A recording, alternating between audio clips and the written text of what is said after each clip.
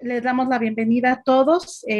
Este día, como a todos y todas, como siempre, cada miércoles. Nos complace mucho tenerlos a todos en nuestra sala, en estas interesantes pláticas, siguiendo con nuestro aniversario de 50 años de educación continua de la UNAM y uniéndonos varios grupos, la Red Mexicana de Radiotelescopios, la NUI Divulgación, el Bachillerato Alfonso Reyes y muchas instituciones más que nos estamos uniendo justamente para celebrar 50 años de educación continua de la UNAM. Y bueno, el día de hoy nos vestimos de manteles largos porque tenemos con nosotros a la doctora Priscila Nawajensky. Si me estoy equivocando, por favor, díganme. Ella es presidenta de la Fundación de Ciencias Planetarias y de Mars Society en Chile. Y bueno, hoy nos complace mucho tenerlos. The Mars Society es una organización de defensa espacial más grande e influyente del mundo, dedicada a la exploración humana y asentamiento del planeta Marte. Establecido por el doctor Robert Zubrin y otros en 1998, el grupo trabaja para educar al público, los medios de comunicación y el gobierno sobre los beneficios de explorar Marte y crear una presencia humana permanente en el planeta rojo. Para lograr esto, la organización busca activamente, uno, organizar divulgación pública con el objetivo de fomentar un profundo interés en Marte. Dos, promover un amplio apoyo internacional para la investigación y exploración de Marte financiada por el gobierno. Y tres, abogar por el establecimiento de empresas espaciales comerciales que ayudarán a lograr exploración y el asentamiento de Marte. Las actividades de la sociedad incluyen simulaciones analógicas de Marte en el desierto de Utah y el Ártico canadiense, programas educativos y de divulgación pública como las simulaciones de realidad virtual Mars VR y el University Rover Change Annual. Los refuerzos de promoción política, la investigación financiada con fondos privados, las reuniones del capítulo y las actividades en los Estados Unidos y en todo el mundo, y la convención anual de la International Mars Society. Y bueno, le damos la más cordial bienvenida y por favor, Moni, si nos haces favor de presentar a la doctora Priscila, te cedo los micrófonos. Ok, bueno, la doctora Priscila Nowajewski es la presidenta de The Mars Society Chile y la Fundación de Ciencias Planetarias de Chile. Es científica y artista y es licenciada en física y doctora.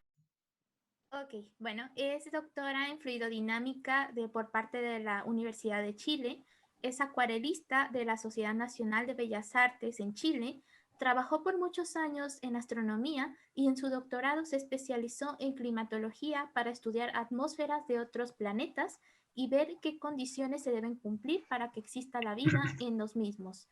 Esa es su pasión. Luego de hacer un postdoctorado en astronomía y trabajar con una gran cantidad de datos, hizo un diplomado en Big Data y Data Science en la Universidad Católica de Valparaíso, Chile, buscando cómo aplicar la inteligencia artificial a su investigación. Actualmente es investigadora en The Mars University, donde investiga sobre la futura terraformación de Marte y es estudiante de ciencia de cohetes en Starlab en New Delhi, India. Y bueno, con esta gran trayectoria le damos la palabra a Priscila, a la doctora Priscila, que es un honor tenerte, Pris, y te agradecemos mucho de parte de la Sociedad Astronómica de México. Bueno, muchas gracias a ustedes por la invitación. Yo creo que esto era un encuentro que nos debíamos hace ya bastante tiempo, estaba pendiente, así que feliz de poder concretarlo finalmente. Y bueno, tal como dice mi descripción, me gustan los temas interdisciplinarios. La verdad es que yo misma he ido en ese camino y justamente armando el camino que me lleva hacia las ciencias planetarias. Y es justamente de eso de los que les vengo a hablar hoy. De hecho, preparé una charla para ustedes que se llama La búsqueda de planetas y las condiciones para que exista vida.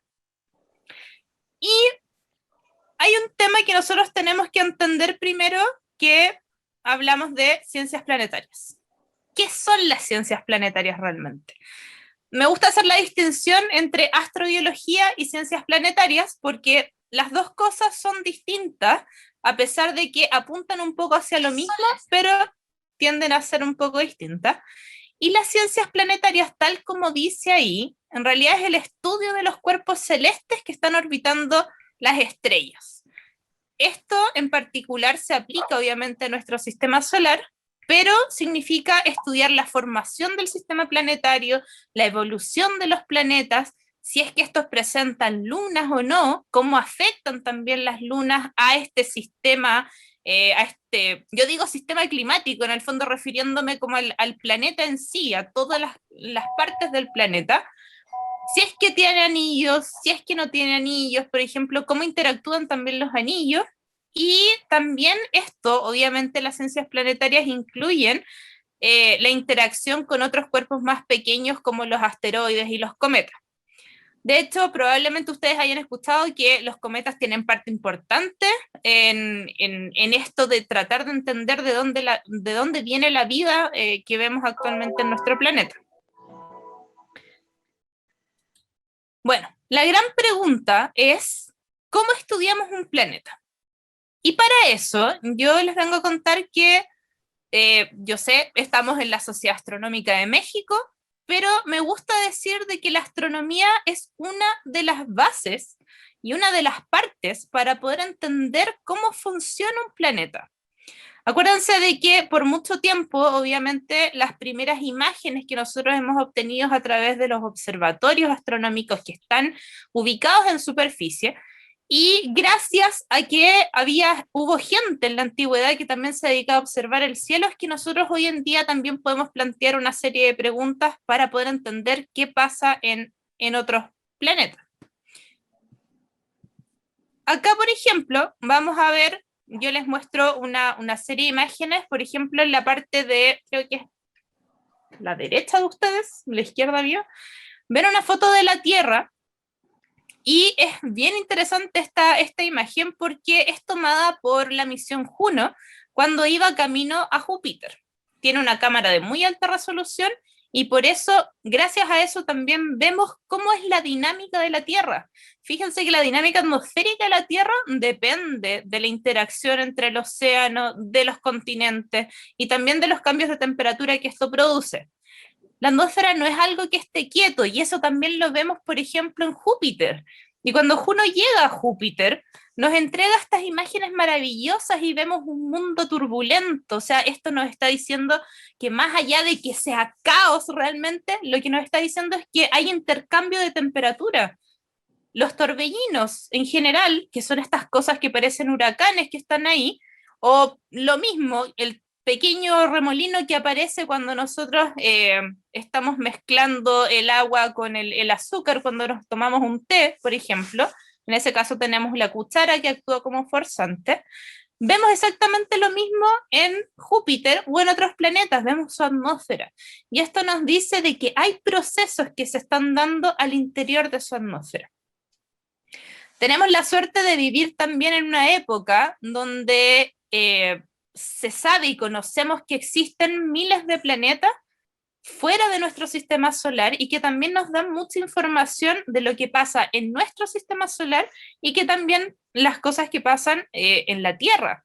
Por lo tanto, yo creo que somos tremendamente afortunados en esta época que estamos viviendo y por lo tanto también vamos a descubrir muchas más cosas de nuestro planeta también. Entonces, yo les digo, la astronomía es muy importante para poder estudiar otro planeta porque tenemos que entender que un planeta está situado en un ambiente que está en constantes cambios. Un sistema solar en este caso, o un sistema planetario, o sea, hay un conjunto de planetas que orbitan alrededor de una estrella, no es un sistema fijo, no es algo que esté quieto, como normalmente lo vemos en las fotos, no es así, sino que son representaciones artísticas que nos dicen dónde está localizado cada planeta. Pero la verdad es que cuando uno sale o ve también cómo se va cambiando en el tiempo la órbita, cómo va cambiando la posición de ciertos planetas en el cielo, o incluso las constelaciones que nosotros vemos en la noche, eso nos dice de que hay un movimiento.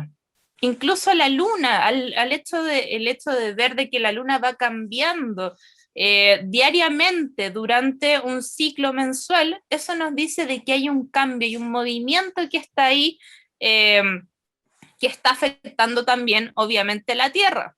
Y esto nos habla del ambiente donde está inmerso nuestro planeta. Para conocer, obviamente, si este planeta, por ejemplo, tiene condiciones de presión, tiene temperatura o eventualmente podría ser habitable, necesitamos entender las ciencias atmosféricas, necesitamos entender cómo funciona la atmósfera de este planeta. En particular, la meteorología es la que nos permite conocer el estado diario de la atmósfera, y a diferencia de la climatología, que la climatología, perdón, nos permite entender los cambios en un periodo de tiempo más largo. En 30 años podemos ver qué está pasando realmente en ciertos lugares, ya sea de nuestro planeta o ya sea de otros planetas. La meteorología es finalmente muy importante porque necesitamos entender la dinámica de la atmósfera, necesitamos entender la interacción de la atmósfera con la superficie, y si cada uno de las partes que está compuesto, digamos, el planeta, o sea, si tiene una superficie rocosa, como en el caso de Marte, donde se levanta polvo constantemente, va a ser muy distinta a la interacción y la dinámica atmosférica que tenemos en un planeta como la Tierra, o en una luna como la nuestra, que no tiene atmósfera. Entonces tenemos que entender también que es parte de este sistema, su atmósfera es tremendamente importante. Y tal como les decía, la geología nos viene a mostrar también cómo interactúa su superficie y qué cambios también pueden haber estado ocurriendo en el interior del planeta, pero además en su historia, en su evolución. De hecho, por ejemplo, en este caso, que ahí tenemos el Valle Marineris en Marte, en la figura, este es un lugar que se ha mantenido por muchos, muchos años en el mismo lugar. Por lo tanto, nos indica, y su forma prácticamente no ha cambiado mucho tiempo, eso nos indica de que la tectónica de placas de Marte, si es que existe, tendría que ser muy distinta a la que nosotros observamos en la Tierra.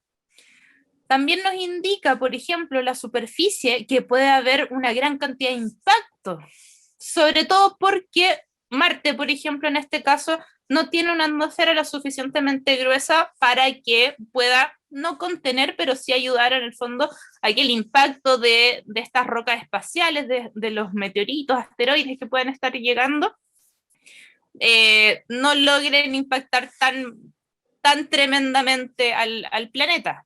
Pero lo interesante es que la geología nos permite ver su evolución y su interacción también con cada uno de los componentes que tenemos dentro del planeta. Obviamente, todas estas cosas nosotros lo sabemos porque estudiamos la Tierra. Y aquí uno tiene que empezar a hacer comparaciones, porque si hablamos en particular del caso de Marte, por ejemplo, tenemos que compararlo con lo que nosotros sabemos. Y sabemos qué es lo que pasa en la Tierra. Sabemos que es el único planeta que tiene vida, sabemos que está a una distancia privilegiada de cierta forma respecto del resto de los planetas, ya les voy a contar por qué. Tiene ciertas temperaturas, nos permite tener agua líquida en la superficie, por lo tanto, quiere decir de que la temperatura global de la Tierra está sobre el punto de congelación del agua. Pero si nosotros extrapolamos esta información y, por ejemplo, vamos a Marte, busquemos ciertas similitudes. El día, por ejemplo, en Marte se conoce como Sol y tiene dura aproximadamente lo mismo que en la Tierra. Dura 24 horas y un poquito más en minutos, 39 minutos. Y el año, por ejemplo, dura el doble de lo que dura la Tierra.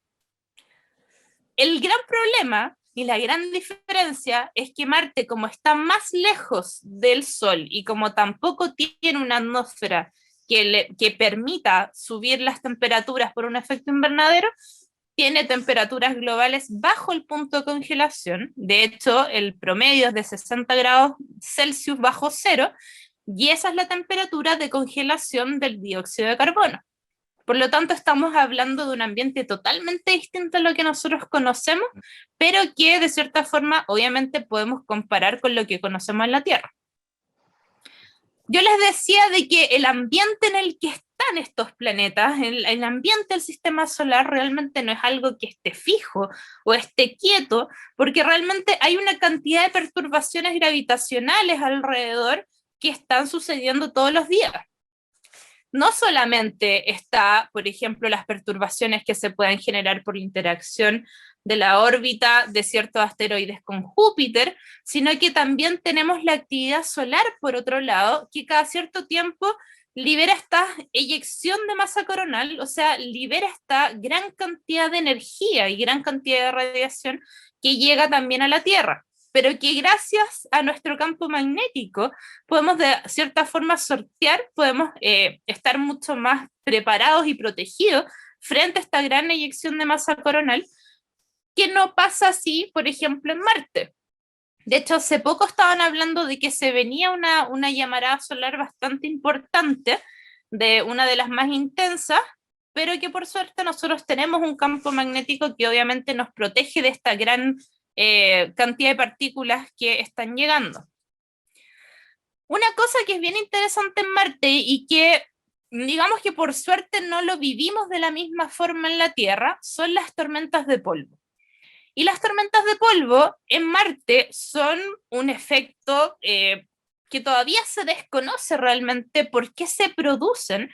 Se sabe de que hay ciertas características que se cumplen para poder generar esta gran tormenta global, pero no existe solo las tormentas de polvo globales, sino que también están las locales y regionales, pero que de cierta forma van aumentando de nivel, digámoslo así, para llegar a convertirse en una tormenta global de polvo que produce que el planeta se tape completamente en polvo durante meses. Nosotros acá sí tenemos tormentas de arena. Se ven tormentas de arena en el desierto del Sahara. Se ven también tormentas de arena acá en Chile. Se han visto tormentas de arena también en la región de Tarapacá, en Arica. Y son cosas que son bien impresionantes porque es una gran cantidad de arena que se levanta efectivamente en la atmósfera y que es capaz de tapar completamente una ciudad. Imagínense que en Marte pasa lo mismo, pero son tan intensas que son capaces de tapar completamente el planeta durante meses.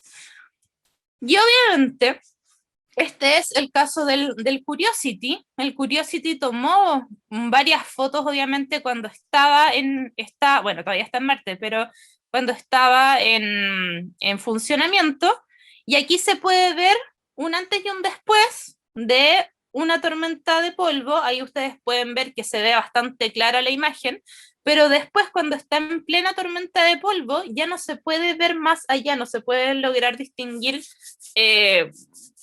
de manera nítida los cerros que están justamente frente al Curiosity.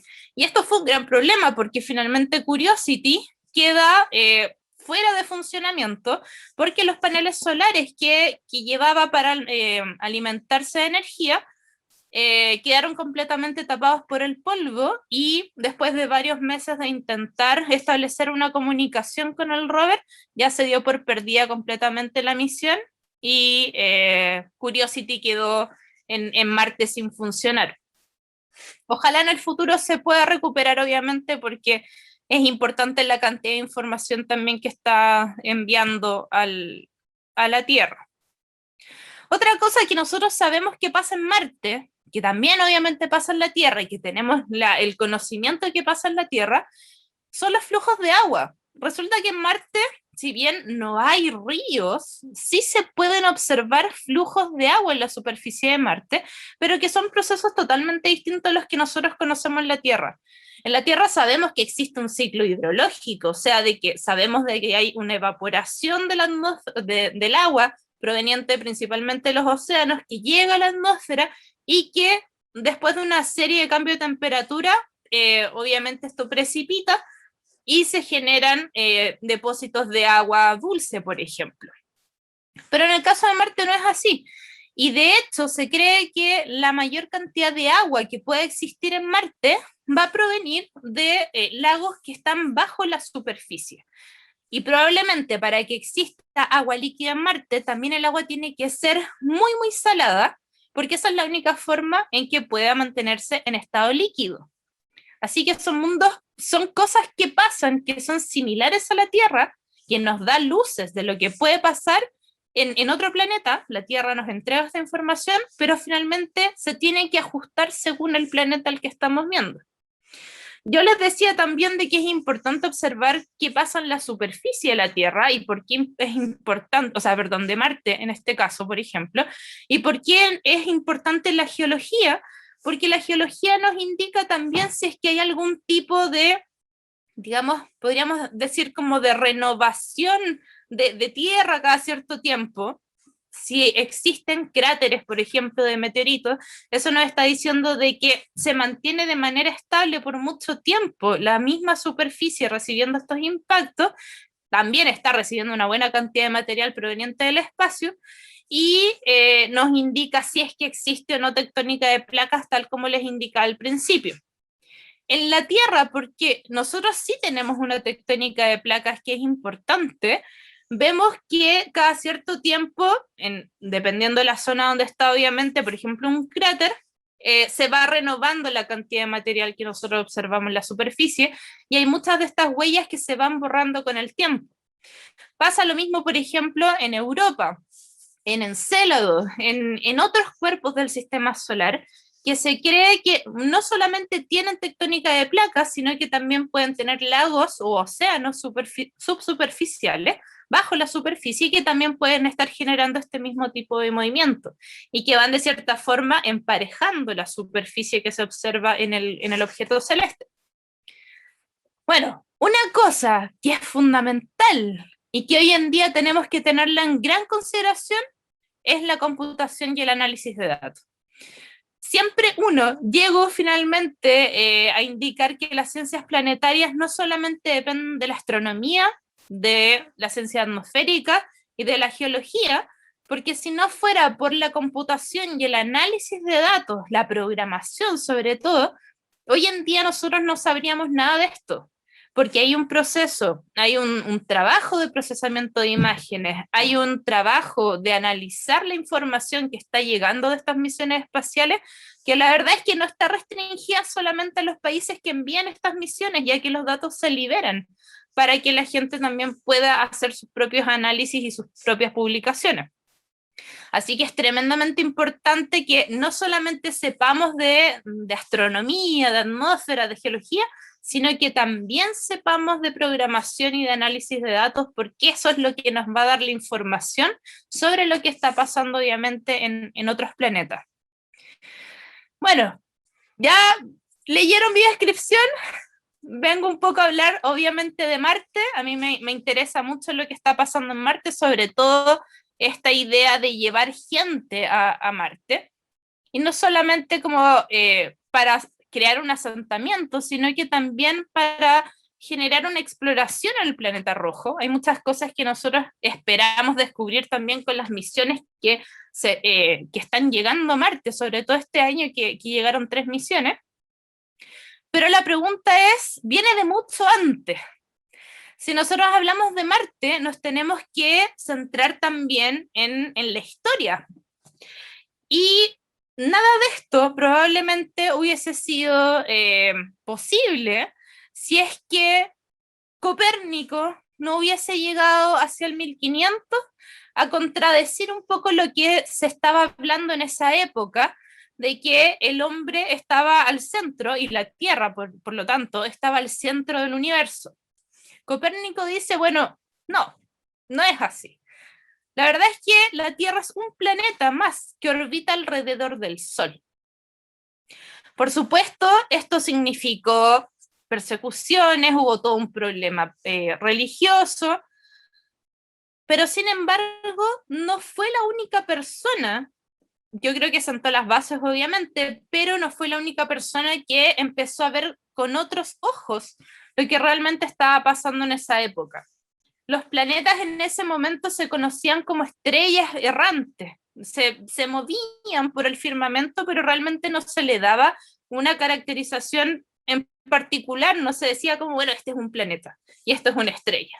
No, la verdad es que se creía que eran dos estrellas, pero se hacía la distinción de que se conocían algunos planetas que eran mucho más brillantes que otros, como el caso de Venus, Marte, Júpiter y Saturno, que hoy en día también los podemos ver a simple vista. Obviamente en esa época seguramente se vio mucho mejor. Bueno, así aparecen varios de estos hombres que fueron descubriendo cada uno de ellos, aportando con su conocimiento a las ciencias y a las ciencias planetarias en particular. Está Giordano Bruno, Galileo Galilei, que obviamente con su telescopio, con la creación del telescopio, nos permitió ir mucho más allá de lo que conocía Copérnico en su época. Y Galileo Galilei, de hecho, comprueba la teoría de Copérnico observando Júpiter. Y Júpiter, cuando Galileo observa Júpiter a través de su telescopio, se da cuenta de que Júpiter era como un pequeño sistema planetario. Júpiter tenía sus lunas, que eran las lunas galileanas, que son las más grandes que observó Galileo Galilei, y se da cuenta que estas orbitaban alrededor de Júpiter. Entonces eso lo convenció aún más de lo que Copérnico estaba diciendo, que la Tierra no tenía un lugar privilegiado en el espacio, sino que era uno más de los planetas que orbitaban alrededor del Sol. Kepler vino a sentar las bases matemáticas junto a Newton, y ambos, que eran más o menos contemporáneos, decían de que Kepler se dio cuenta de que la trayectoria de estos planetas en el sistema solar no era algo al azar, sino que seguían una curva matemática que era una elipse. Y que dependiendo del planeta, esta curva, o sea, esta trayectoria, esta órbita podía ser o más elíptica, como en el caso de Marte, o más circular, como en el caso de la Tierra.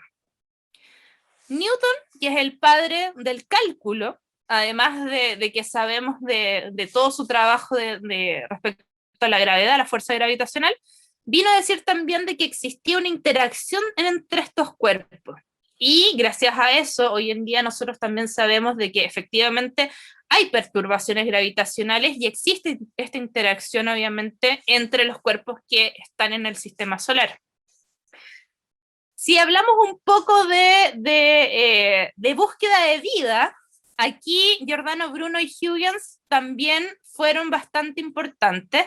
Huygens obviamente también es importante por otro tipo de conocimientos, pero él en particular crea un libro que se los voy a mostrar acá, voy a mover un poquito hacia adelante, que se llama El Cosmo Theoros, y donde él dice de que probablemente en otros planetas nosotros vamos a encontrar seres que viven también en estos planetas y que probablemente también iban a ser muy parecidos a nosotros.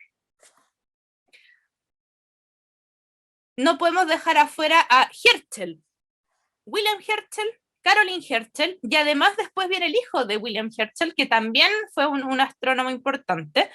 Y resulta de que ellos también empiezan, tomando también toda la información que obtuvieron de Kepler y de Newton, empezaron a descubrir otros planetas.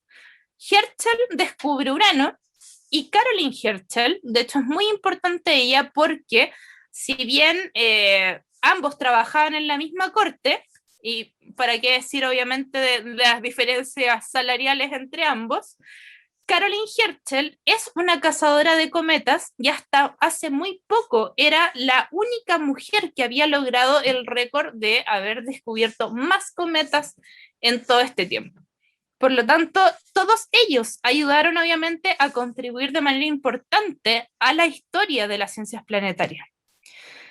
Pero resulta que hacia el 1800, Schiaparelli y Lowell, de hecho, estaban bastante obsesionados con la idea de que podía existir vida en Marte. Por eso un poco el por qué ir a Marte, un poco histórico. Schiaparelli decía de que, observando a través del telescopio, decía de que habían ciertos canales que se generaban en la superficie de Marte, y él la única explicación que podía dar era de que estos canales eran artificiales, o sea, que habían sido construidos por una civilización que vivía obviamente en Marte. Habían humanos probablemente en Marte. Lowell también incluso toda su vida se dedicó a establecer este tipo de teorías y decir de que efectivamente Marte tenía las condiciones para poder ser habitable, y que probablemente tenía vegetación, tenía mucha información que hoy en día sabemos que es errónea, pero tenemos que pensar en algo bien particular. Si nosotros observamos Marte desde la Tierra con un telescopio, no como los telescopios que observamos, que usamos hoy en día para realizar astronomía observacional, por ejemplo, de 4 metros, 8 metros, con ciertas longitudes de onda que podemos observar en particular, tenemos que pensar, no, desconozco qué tipo de telescopio habrán usado ellos en particular, pero probablemente haya sido un telescopio, no sé, de 1 metro, imagínense, mucho menos quizás. Ellos tenían que mirar a Marte a través de la atmósfera de la Tierra. Eso ya es un factor importante para que la información sea más o menos difusa. Pero además Marte también tiene atmósfera. Entonces, si nosotros sumamos esta contribución de la atmósfera, la superficie que ellos veían era algo bastante borroso. Podía generar como algún tipo de información, obviamente existen estos canales, no de la forma en como los veía Schiaparelli o como los veía Lowell, pero efectivamente hay ciertas formaciones que se ven. Pero obviamente es bastante distinto a la cantidad, a la resolución que nosotros tenemos hoy en día, de que sabemos que este tipo de canales es muy distinto a lo que veían ellos en esa época. Para entonces, hacia 1900, cuando ya se lanzaron los primeros, el Mariner 4 creo que fue la primera misión que tomó fotos cercanas a la superficie de Marte. Ahí pasó de que toda esta gente que venía con esta idea, como digamos un poco la ansiedad de querer saber si es que habían otras personas viviendo en Marte, cuando llegaron a estas primeras imágenes se dieron cuenta de que realmente no había forma de que existieran otros humanos en Marte o que existiera vida como nosotros la conocemos en Marte. Y lamentablemente eso generó de que en esa época, digamos como que se desinflara un poco el tema, o sea, que fuera quedando un poco de lado esto de buscar vida en planetas que fueran del sistema solar. Pero sin embargo, hacia el 1960 aparece, y tenemos la suerte de que aparece Carl Sagan y también Frank Drake, que Frank Drake, para que ustedes seguramente saben de que él sigue vivo, además de ser un gran comunicador, Carl Sagan, él tenía el objetivo de plantear como un problema, una problemática científica, la búsqueda de vida en otros planetas y la búsqueda de vida inteligente. O sea, no más difícil que eso. Frank Drake, junto con Carl Sagan, digamos que se motivan y tratan de motivar, obviamente, a la comunidad científica de la época, que era bastante escéptica en estos temas. De hecho, en general eran temas de ciencia ficción.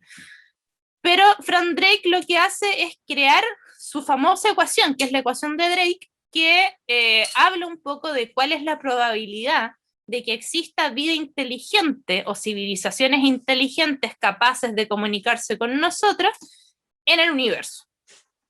No lo hace como, obviamente es un ejercicio matemático, nos entrega una probabilidad, pero no lo hace con la idea de establecer realmente cuál es el número de civilizaciones, sino que en el fondo él lo que quiere es promover este tema en la comunidad científica que era bastante escéptica.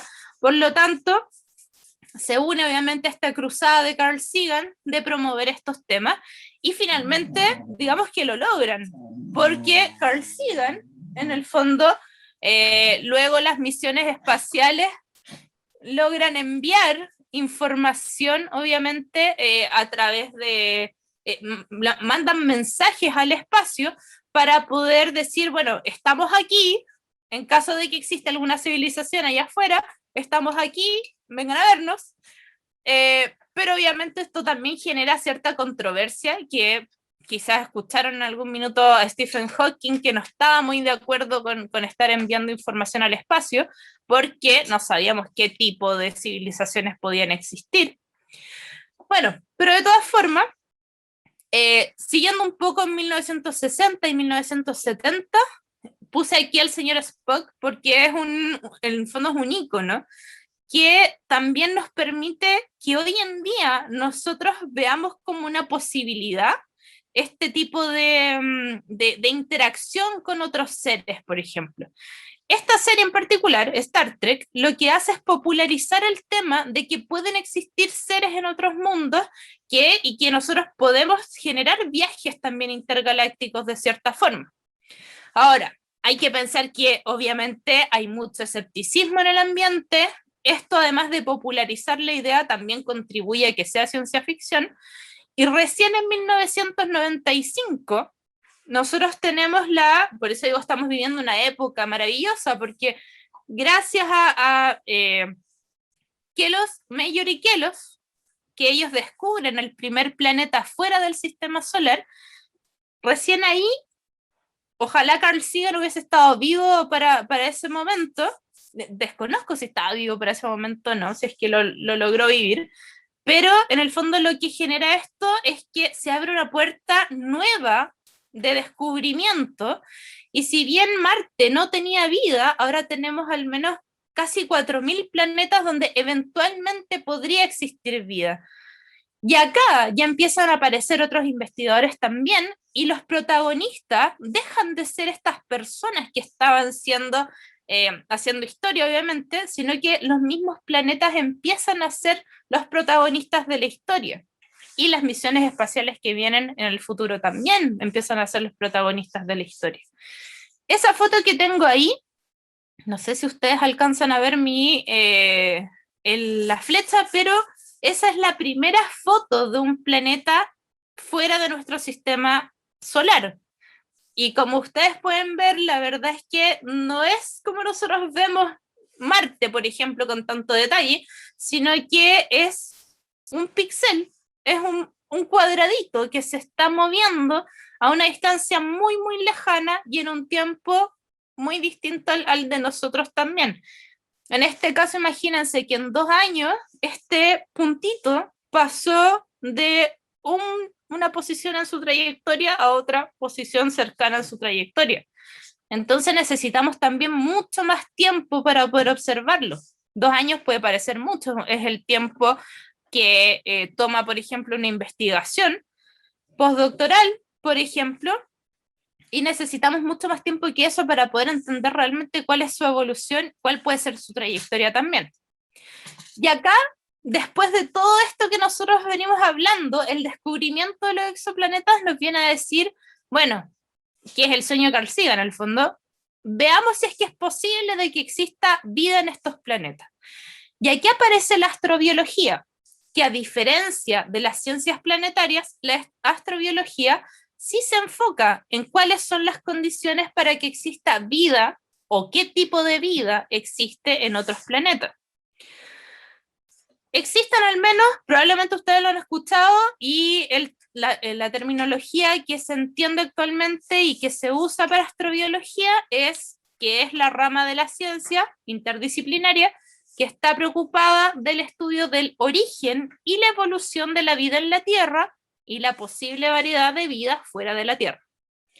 Aquí hay que hacer la distinción con exobiología, que a pesar de que es un término que aún se usa, la verdad es que internacionalmente ya cada vez está un poco fuera, porque la exobiología, que es un término que se acuñaba en los años 60, era la evolución de la vida más allá de nuestro planeta.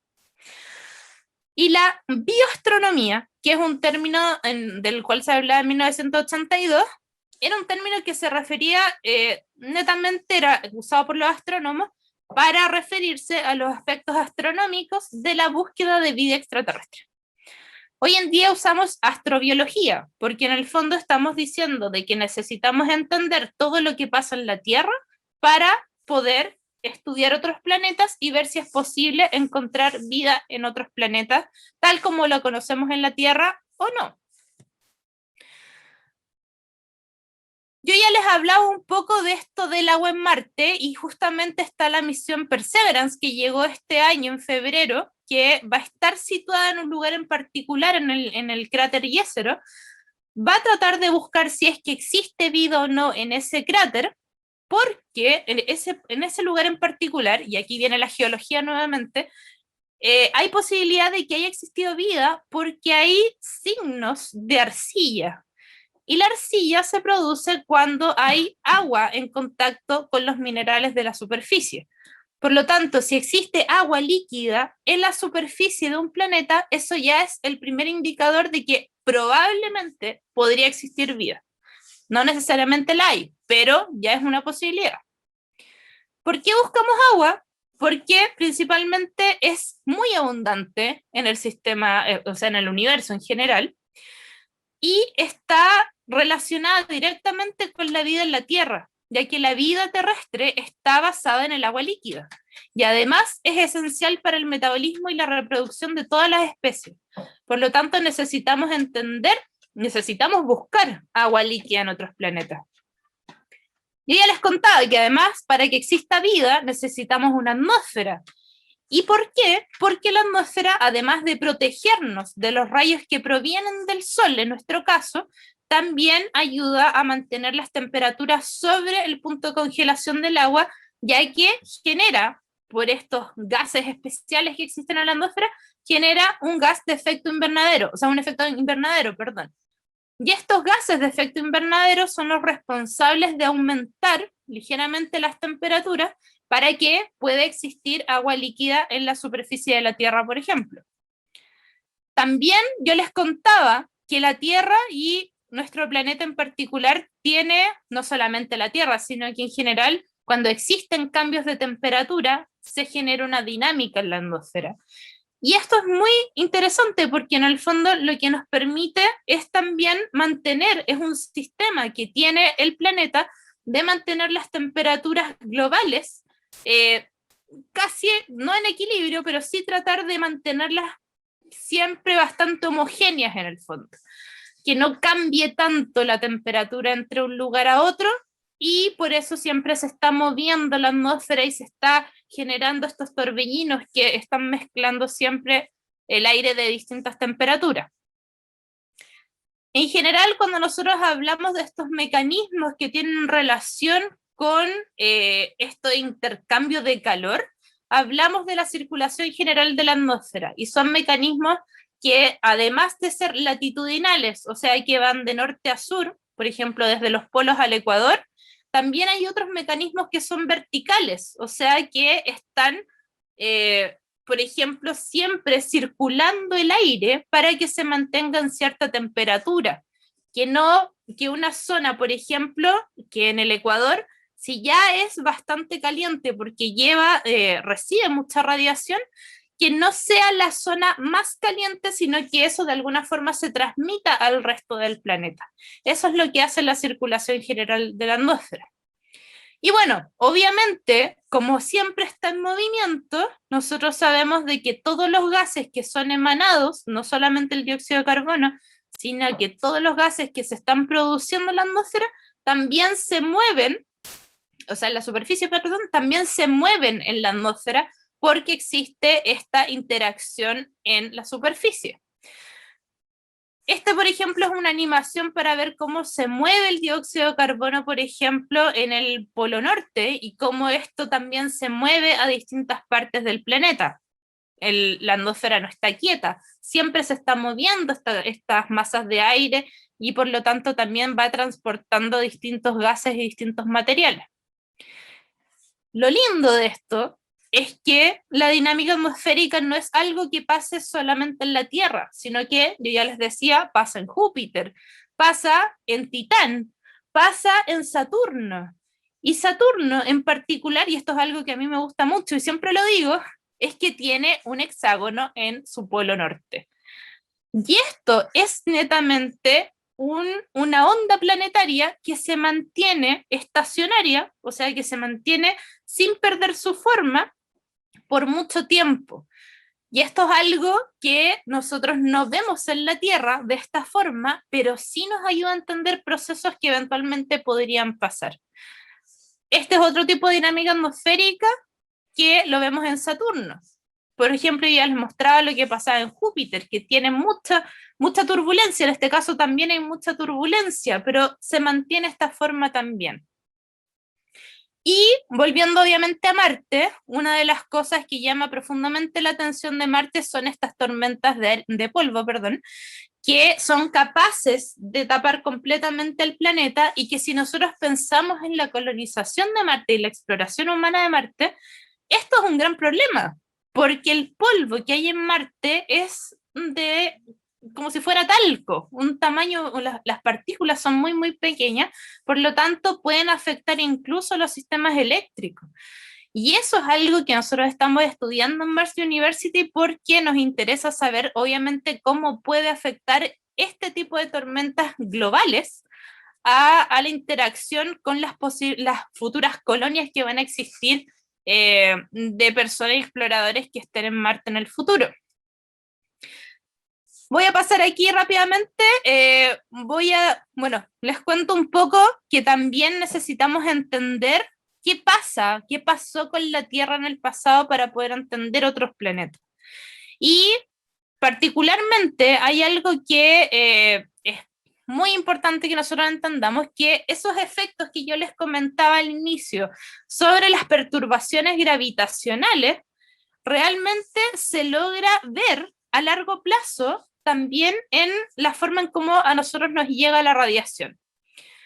La órbita de la Tierra no es circular, no se mantiene circular todo el tiempo, sino que está también cada cierto tiempo va cambiando la forma de la órbita de la Tierra, y de hecho cada cierto tiempo se vuelve más elongada, se vuelve más elíptica, y cada cierto tiempo se vuelve más circular.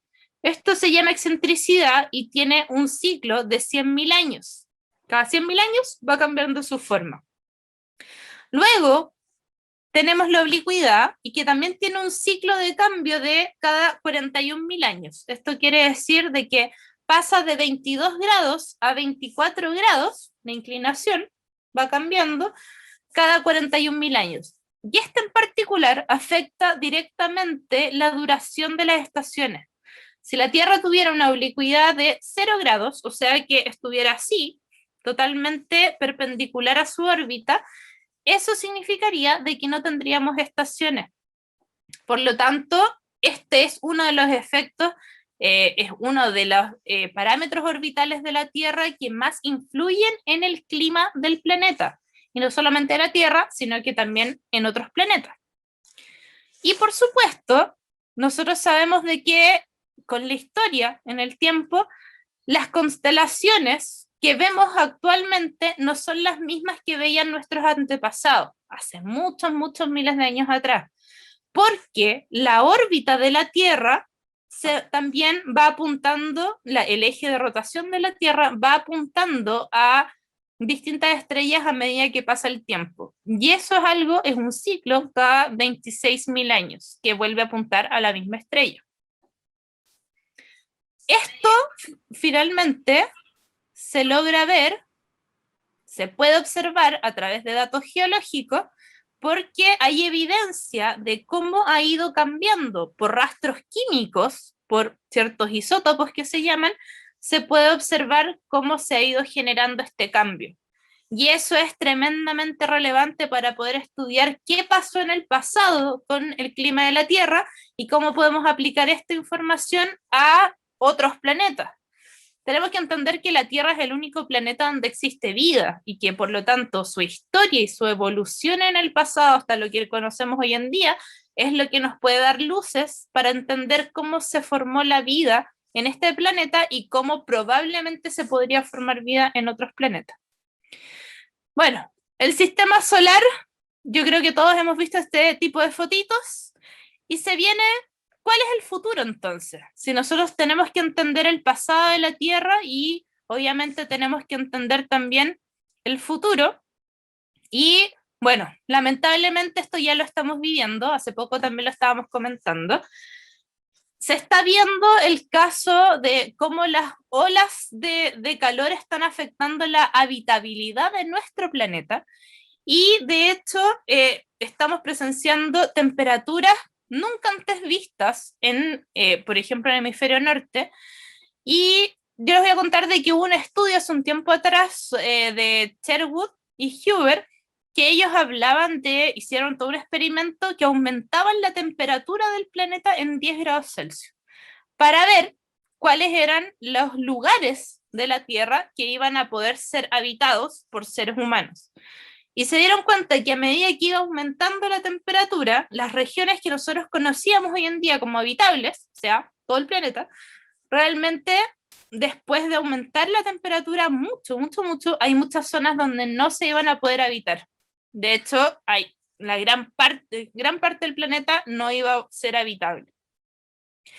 Y obviamente que esto es lo que nosotros hablábamos en parte de cómo afecta la atmósfera a nuestro, a cómo poder lograr entender si es que existe agua líquida o no, o cómo un planeta es habitable o no. Y aquí viene un término, por ejemplo, que se llama la zona habitable, que es una región que rodea a la estrella, donde el agua puede permanecer en estado líquido, y que depende según el tipo de estrella, obviamente, si es que puede estar más cerca o más lejos de la estrella, esta zona habitable. Yo les decía, la atmósfera va a generar condiciones de habitabilidad, o sea, vamos a ver si es que realmente el planeta puede ser habitable por su atmósfera, pero la base, como yo les decía, era tratar de entender si es que el planeta tiene o no agua líquida. Esa es la base para poder buscar planetas que sean habitables. Y necesitamos entender de que la Tierra está ubicada en medio de la zona habitable del Sol. Por lo tanto, eso es lo que nos hace tan especiales y nuestra forma de vida es tan particular, porque está justo, es un Goldilocks Planet, de hecho, que está justo en la zona habitable del Sol, donde las temperaturas permiten que exista agua líquida en la superficie. Por eso es tan importante disminuir también la cantidad de dióxido de carbono que se está emitiendo, se está emanando hacia la atmósfera, porque eso va a generar que aumente mucho las temperaturas. Y conocemos el caso de Venus, que sabemos que Venus, por estar más cerca del Sol, tiene temperaturas muy elevadas, su atmósfera es principalmente dióxido de carbono, es muy gruesa y tiene temperaturas superficiales que nosotros no conocemos en la Tierra, son muy elevadas y que por lo tanto no existe vida en su superficie, no sabemos si existe vida en su atmósfera, hay varias misiones que van a Venus también, y por lo tanto tenemos en el fondo que sacar la información de lo que también estamos viendo. Entonces, si seguimos aumentando la temperatura en la Tierra, ojalá que no lleguemos al caso de Venus, porque claramente, si es así, no, la vida en la Tierra también va a desaparecer. Bueno, ¿de qué nos sirve finalmente estudiar otros planetas? Y es que aquí viene el gran tema, que tiene mucho de desarrollo tecnológico. Hay muchas de las cosas que nosotros usamos hoy en día que justamente tienen relación con soluciones que se generaron para poder llegar a otros planetas, llegar al espacio. Por ejemplo, las cámaras de los celulares, los filtros de agua, el no sé cómo se dicen, como bien dicho, como el antirrayado de los lentes. Hay muchas cosas que usamos nosotros hoy en día que tienen justamente su aparición para generar soluciones en las misiones espaciales y llevar al hombre al espacio, y próximamente a las mujeres también. Pero obviamente que hay otra cosa que también es importante, que todo lo que estamos obteniendo de información en otros planetas también nos está ayudando a conocer mejor nuestro planeta también. Tenemos el caso de Marte, y Marte, que gracias a la sonda Maven se dieron cuenta de que Marte estaba, su atmósfera se estaba evaporando a una tasa bien importante, y que obviamente eso es un gran problema para hablar de terraformación y hablar de condiciones de exploración humana.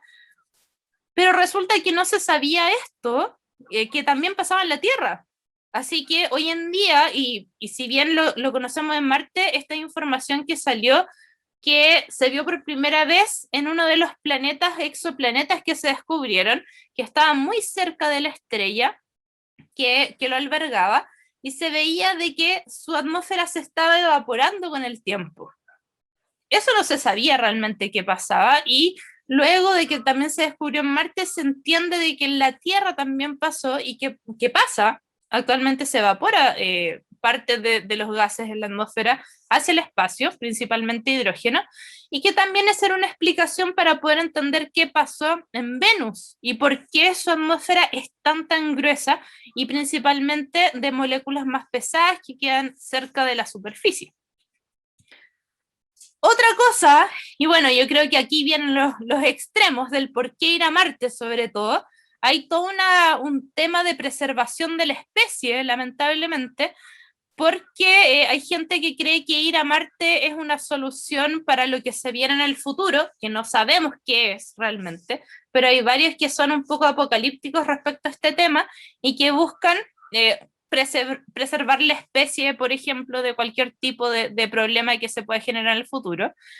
Y sobre todo porque también existen posibles amenazas externas que puedan acabar con la vida en la Tierra, tal como pasó con los dinosaurios.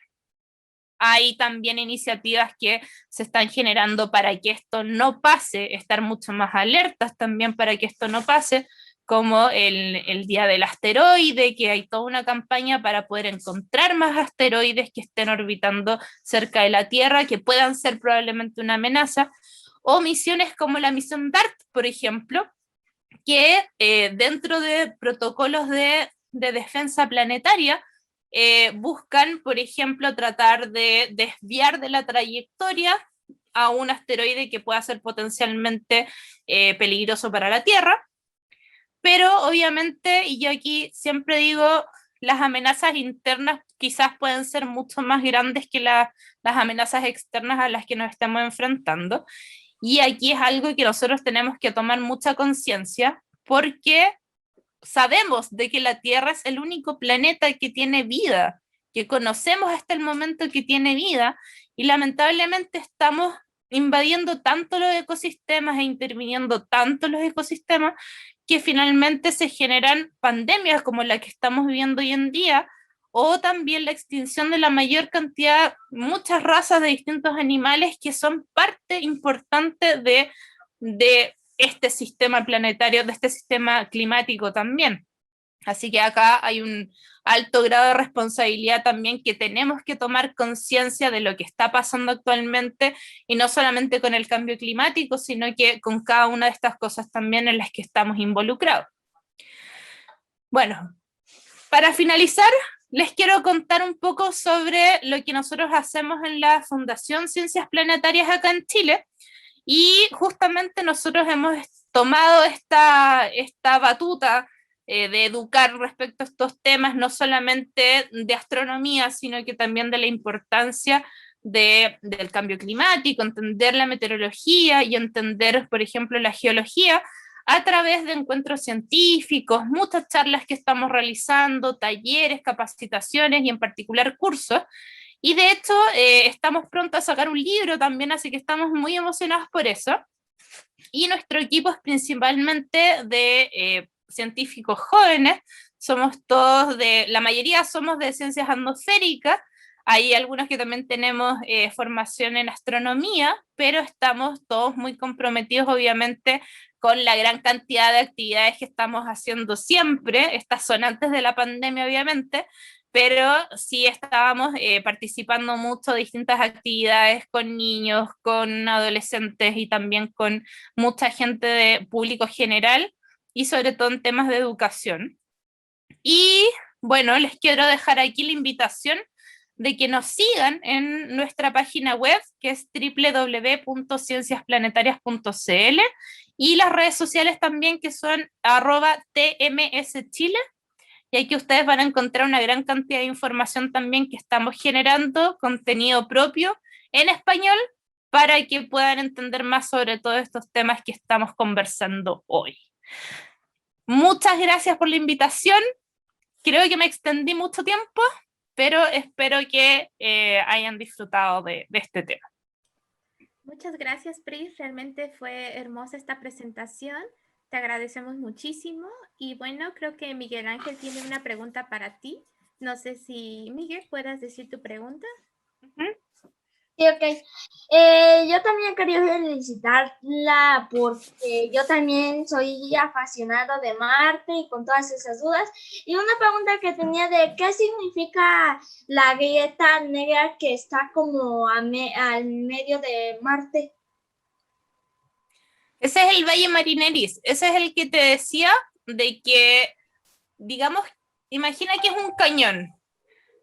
Todavía no se sabe realmente qué puede estar pasando en Marte como para que eso se mantenga ahí. Lo que sabemos es de que realmente no hay este intercambio de material, o sea, no hay, por ejemplo, placas que estén subduciendo, por ejemplo, el material para que esto se vaya borrando con el tiempo. Imagínate que es como que hubiese existido un río hace muchos millones de años atrás y que hubiese dejado esta huella justamente casi en el Ecuador, está casi al medio de Marte. Y tenemos la suerte de que como no hay mucho movimiento en la superficie, lo podemos ver todavía en la actualidad. Ok, gracias. Muchísimas gracias, Miguel Ángel. Doctora, muchísimas gracias. Estamos muy, muy agradecidos de esta plática y bueno, creo que son muchas las cuestiones que se tienen que ver todavía pues en ciencia y tecnología con la visita bueno, con todo lo que estamos haciendo de las exploraciones, bueno, estamos como especie con la exploración de Marte y bueno, muy, muy, muy amena su plática y bueno, tenemos aquí algunas preguntas en Zoom. Manuel García dice que si la expulsión de CO2, monóxido de carbono y todos los gases expulsados debido a la actividad volcánica, incendios naturales de bosques, etcétera, no son mayores que los producidos por la actividad humana y que el calentamiento global no será un proceso normal en la Tierra? Mira, es muy buena pregunta porque efectivamente existen cambios climáticos anteriores a nuestro tiempo actual. Hay mucha evidencia. De hecho, se sabe de que hay ciertos momentos en la historia de la Tierra donde hubo temperaturas sobre, por ejemplo, si ahora estamos preocupados de que aumente 1 o 2 grados la temperatura global de la Tierra, en el Paleoceno y Eoceno hubo un máximo termal que fue aproximadamente 6 grados Celsius y que eso generó de que hubieran, por ejemplo, evidencia de zonas tropicales en Groenlandia, por ejemplo. Entonces, las temperaturas estaban totalmente distintas a lo que conocemos hoy en día. El problema realmente de lo que pasa hoy en día es que sabemos de que hay evidencia de que es un efecto antropogénico, o sea que es un efecto no natural, sino que es causado por la actividad humana. Pasa de que si uno empieza a ver cuáles las curvas de emisión de dióxido de carbono, uno empieza a ver de que estas empiezan a aumentar desde 1850, que es donde comienza la época industrial. Por lo tanto, nosotros vemos que efectivamente la curva empieza a subir, a subir, a subir, a subir, y en la actualidad es tanta la cantidad de dióxido de carbono que hay en la atmósfera que realmente no sabemos cómo va a reaccionar la atmósfera si es que en algún momento llega a un punto de equilibrio o llega a algún límite. En la historia climática de la Tierra, de hecho es un curso que estamos dando actualmente, así que les dejo la recomendación. Pueden ver, si uno ve este tipo de curvas que nos dicen cómo fue la temperatura, cómo fue cambiando la temperatura a lo largo de los años de la Tierra, vemos de que cuando se alcanza un límite o alcanza un máximo de temperatura, sube mucho la temperatura, la Tierra responde enfriándose naturalmente. Y hay procesos de enfriamiento, o sea, las piedras, perdón, las rocas, aquí no me reten los geólogos, las rocas son capaces de absorber una cantidad de dióxido de carbono, pero en un tiempo muy, muy largo. El océano también tiene una interacción con el dióxido de carbono y que actualmente vemos que es tanto que se está volviendo ácido. Entonces, la Tierra tiene estos procesos naturales para absorber dióxido de carbono. El problema es que es tanto dióxido de carbono que se está enviando a la atmósfera que la Tierra con sus procesos naturales no es capaz de revertir lo que está pasando. Y ese es el problema que tenemos actualmente. Han existido cambios climáticos todo el tiempo, pero nunca ha habido un cambio climático antropogénico. Y eso es lo que estamos viviendo hoy. Así es, por eso tenemos que cuidar mucho el planeta, ¿no? Y de repente antes de pensar en gastar recursos en otras cosas, primero deberíamos estar invirtiendo en esa parte, ¿no? Pero bueno, la ciencia y la tecnología tiene que avanzar y tenemos que darle paso a esto. Rafa, adelante. Sí, hola, buenas noches. Buenas noches. Ya nos habíamos saludado, ¿verdad? Sí. Una duda, ahorita creo que hay como cerca de un poco más de 4,000 planetas que se han descubierto en otros sistemas, en otras estrellas, ¿verdad? ¿Qué tantos planetas de esos se han catalogado o como, digamos, como Marte, ¿no? O sea, que planetas parecidos a Marte o más hacia la forma de la terráquea, ¿no? Bueno, sí, es una muy buena pregunta, porque de hecho, cuando inicialmente se descubrieron los primeros exoplanetas, la mayoría era del tamaño de Júpiter. Y eso era principalmente porque la tecnología que se estaba usando para poder descubrir este tipo de planetas no era la suficiente como para poder encontrar planetas que fueran mucho más chicos que eso. Los planetas tipo Júpiter tienen la particularidad de que afectan o perturban de cierta forma a la estrella en su órbita, por lo tanto, cuando uno ve de lejos, por ejemplo en el caso del sistema solar, si nosotros nos alejáramos del sistema solar, lo viéramos muy muy lejos, veríamos que el Sol se tiende a tambalear, como que gira un poco dentro de su propio centro de masa, y eso es porque existe un planeta tipo Júpiter que está generando esta perturbación en su órbita. Entonces la mayoría de los planetas que se descubrían inicialmente era a través de esta técnica y que permitía ver este bamboleo de la estrella. Ahora tenemos digamos como la particularidad de que gracias a la misión Kepler se empezaron a descubrir muchos más planetas, también eran planetas grandes, y ahora con TESS se pueden descubrir planetas que son mucho más pequeños, del tamaño de la Tierra. Hay planetas que se llaman supertierras, por ejemplo, que son rocosos, pero que tienen como tamaño mayor que la Tierra. Hay también teorías de exovenus, exomarte, eso se están buscando, y en particular hay un sistema planetario que llamó bastante la atención, que de hecho fue descubierto acá en Chile también, que es el TRAPPIST-1, que tiene la particularidad que tiene 7 planetas que son del mismo tamaño de la Tierra. Hay unos en la zona habitable, de hecho, que pueden tener agua líquida y que están orbitando a una estrella que podría eventualmente indicarnos si es que existe vida o no en estos planetas. Pero depende mucho de la tecnología y la resolución de los observatorios, de los telescopios que se estén utilizando para poder encontrar exolunas, por ejemplo, y son cosas que son muy, muy pequeñas, pero depende netamente de la resolución, pero se ha encontrado. Uh-huh. Sí, esa es otra, ¿no? Que puede hacer un planeta, una supertierra, y tener una luna que sea del tamaño de la Tierra y que sea habitable, ¿no? También.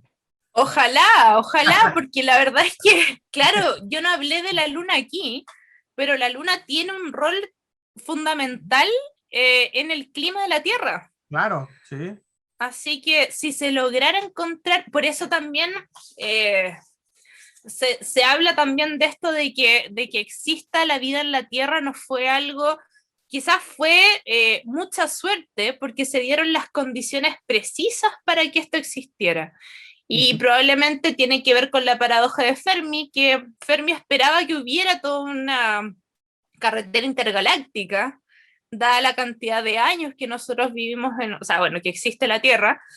Entonces empieza a haber estas paradojas y es como, bueno, ¿y a dónde está el resto de gente? ¿Dónde están las civilizaciones? Sí. Si fuera tan fácil, pero parece que no es tan fácil y que nosotros tenemos mucha suerte de estar en este planeta. Sí, no, y como la ecuación de Drake, ¿no? Que pueden ser 0 planetas o pueden ser miles, ¿no? Claro, bueno, actualmente la ecuación de Drake igual ha ido cambiando, porque como en el momento se hablaba de...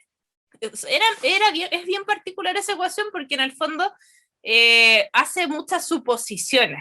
Ujú. Pero se trató de cambiar, de hecho Sarah Seeger, que es una astrónoma del MIT, ella toma esta ecuación y la cambia un poco para poder hablar de las mismas probabilidades, pero pensando en la información que nosotros tenemos hoy en día.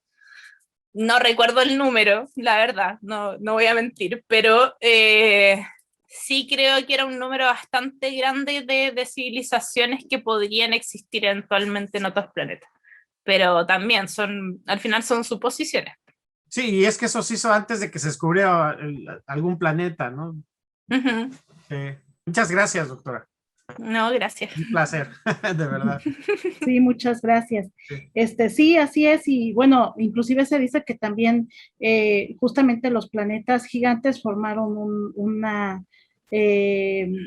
alianza, se puede decir, para jugar con la gravedad del Sol, ¿no? Un poquito, y que no fueran atraídos hacia el Sol, y a lo mejor ya todos los planetas pequeños estarían siendo parte del Sol. Entonces hay muchas cosas que son bien interesantes y muy, muy, muy padres.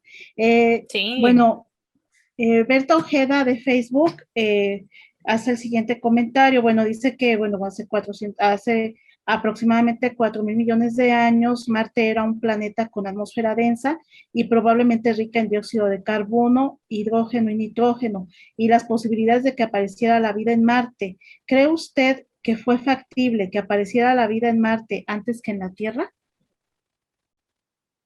Wow, buena pregunta. La verdad es que se manejan dos teorías. Se maneja la teoría de que efectivamente Marte fue muy húmedo y que pudo haber tenido esta atmósfera que hubiese permitido la agua líquida en su superficie, o sea, temperaturas templadas en el fondo. Y también existe la teoría que dice de que Marte probablemente siempre fue frío y siempre fue como lo vemos hoy en día. Obviamente la evidencia dice de que Marte existe posibilidad de que haya tenido agua en algún minuto, por lo tanto hay que inclinarse por la primera opción. Y se me olvidó el resto de la pregunta, si me la puedes repetir la última parte. Claro, sí. Bueno, nada más ella preguntaba que si era factible que apareciera vida en Marte antes que en la Tierra. Sí, a ver, bueno, eso es difícil saberlo. La verdad es que la única evidencia que tenemos de que, bueno, no hay evidencia de vida todavía en ningún otro planeta que conozcamos, pero sí existe evidencia de material orgánico, material biológico, sí, bueno, en los cometas. Sabemos de que los cometas y los asteroides tienen material que probablemente pudo haber sido la base para que existiera vida en la Tierra. Y si bien hay ciertas... no se puede decir realmente con certeza si es que pudo haber existido vida o no antes que en la Tierra. Y yo espero que, la verdad es que con el último instrumento que enviaron, que es Perseverance, probablemente vamos a tener mucha más información al respecto.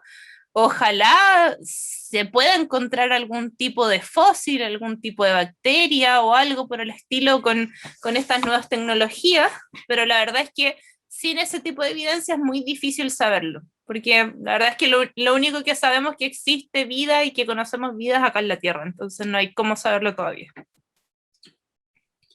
Muchas gracias. Y bueno, misma Berta Ojeda hace el comentario de que los mexicanos estamos muy orgullosos de nuestro científico, el doctor Rafael Navarro González, investigador científico nuclear de la UNAM, que desgraciadamente falleció en marzo del presente año y que fue co-investigador del programa Curiosity y colaboró en el instrumento SAM. Ahora un volcán en Marte lleva su nombre. Es un comentario. Mira qué bien. Sí. Así Qué bien, sí. Y bueno, nosotros aquí en la Sociedad Astronómica estamos unidos al 50 aniversario de Educación Continua de la UNAM Y bueno, aquí tenemos a la doctora, a la física Laura Parrao, que es la coordinadora de todos estos eventos. Física, no sé si guste hacer algún comentario o tengan alguna pregunta a los grupos. Pues muy buenas noches. Yo en realidad, más que buscar otros planetas, quisiera que cuidáramos este, y más que ver cómo poblamos Marte o empezamos a hacer una base en la Luna, me gustaría ver que pudiéramos tener una población adecuada aquí en la Tierra, que pudiéramos quitar el calentamiento de alguna manera. Yo pensaba que si sembrábamos muchos árboles, estos se alimentan de dióxido de carbono, expelen oxígeno, y podríamos quizás revertir un poco, pero no estoy segura si ese tipo de proceso pudiera ayudar. ¿Tú qué opinas? Sí, bueno, yo también estoy totalmente de acuerdo en que efectivamente hay que hacer mucho más de lo que se está haciendo hoy en día por todo el tema del cambio climático, pero yo creo que de todas formas no hay que ser pesimista con la exploración de otros planetas y la exploración del sistema solar, porque gracias a eso, gracias a los grandes desafíos que ha planteado justamente este tipo de misiones, es que hoy en día también tenemos un avance tecnológico importante en nuestro planeta y que se ha logrado popularizar, que ha llegado a distintas personas, que ha llegado a cada uno de nosotros, que no son nichos como de élite en el fondo. Entonces yo creo de que, por ejemplo, en el caso de Marte, Marte tiene obviamente una atmósfera que es 100%, no es 100%, es un gran porcentaje de dióxido de carbono, y que eso si se logra convertir de alguna forma a algo que sea reutilizable, esas son tecnologías que también vamos a poder utilizar en la Tierra y que obviamente ya hay cosas que se están utilizando así. Hay empresas que obviamente se dedican a generar este tipo de soluciones. Yo creo que hay un avance tremendo en tomar conciencia, sobre todo, no solamente, yo digo que el gran problema está en las grandes empresas, pero yo creo que si todos como de a poco nos unimos, si bien no somos estas grandes empresas que están emitiendo grandes cantidades de dióxido de carbono, pero si a poco nosotros estamos también aportando con nuestro granito de arena, yo creo que podemos llegar incluso a generar un impacto más grande que estas mismas empresas. El tema de los árboles, obvio, es algo que es sumamente importante. Estamos viendo, por ejemplo, el caso de la deforestación del Amazonas, que es por un tema de ganadería más que nada, y además de capturar el dióxido de carbono y emitir oxígeno, los árboles también ayudan a mantener la humedad en la atmósfera. Entonces, el hecho de que el Amazonas se esté deforestando a una tasa muy rápida, eh, plantea un problema desde el punto de vista de la humedad, porque los árboles y las plantas en general también generan una transpiración, de hecho se llama evapotranspiración, y liberan esta agua que cada cierto tiempo están liberando cada cierto tiempo agua, humedad a la atmósfera, vapor de agua, y eso obviamente que también es un proceso importante que no estaba considerado realmente dentro de los procesos atmosféricos de interacción, digamos. Yo creo que es algo que no se habla tanto sobre la interacción de los árboles y la vegetación con este otro tipo de variables también. Así que yo creo que al final, yo creo que todo suma. Yo creo que en esto nada resta y hay distintas personas que están trabajando, obviamente. Yo creo que todos estamos muy preocupados de lo que está pasando actualmente en nuestro planeta. Yo creo que todos desde nuestro punto de vista y quizás también dentro de lo que podemos hacer, estamos tratando también de aportar, quizás cambiando estilos de vida, haciendo de que esta información sea efectivamente algo que podamos traspasar de una persona a otra, pero que sea información que eduquemos respecto al tema. Y también hay otras personas que claramente están dedicados a la exploración espacial, pero porque hay unos que están convencidos obviamente de que no hay que irse de acá e ir a echar a perder otro planeta, ¿no? Sino que es por un tema netamente de conocer más allá. Yo creo que en el sentido de la exploración planetaria tiene mucho que ver la curiosidad, y eso es algo que nuestros antepasados lo vivieron perfectamente, tratando de salir de Europa y buscando nuevas rutas para poder llegar a las Indias, por ejemplo. Entonces yo creo que es algo innato dentro de nuestra naturaleza, y tenemos que saber usarla también a beneficio de todos al final. Yo creo que eso es como el mensaje que uno tiene que mantener y aportar de la forma que uno pueda realmente, porque todo eso al final suma. Yo creo que eso es como lo más importante que podemos hacer en este momento. Todo suma y la ciencia es importante y el desarrollo de la ciencia es muy importante. Y también veo que pues a veces necesitamos establecer un poco de prioridades. A lo mejor mi preocupación pues no es muy relevante, pero sin querer meterte en líos, ¿tú has visto cuántos grados de temperatura hay de cambio cuando desaparecen los dinosaurios? Oh, no recuerdo la fecha exacta, pero justamente está, o sea, como el valor exacto, pero si mal no recuerdo, es en este Paleoceno-Eoceno, que es el máximo termal, y en ese momento fue de 6 grados Celsius. Pero el problema con los dinosaurios, claro, es que tenemos este evento global que es el impacto de este meteorito, pero también obviamente se genera un momento donde se disminuyen mucho las temperaturas porque no llegaba la radiación solar a la superficie, y eso finalmente es lo que termina de matarlo. Si tú te fijas, un pequeño cambio, 6 grados, ocasiona un cambio muy fuerte en todo el ecosistema. Ahora nosotros estamos teniendo un cambio hacia arriba, aumentando la temperatura. ¿Cuántos grados de temperatura de 1950 a la fecha hemos aumentado?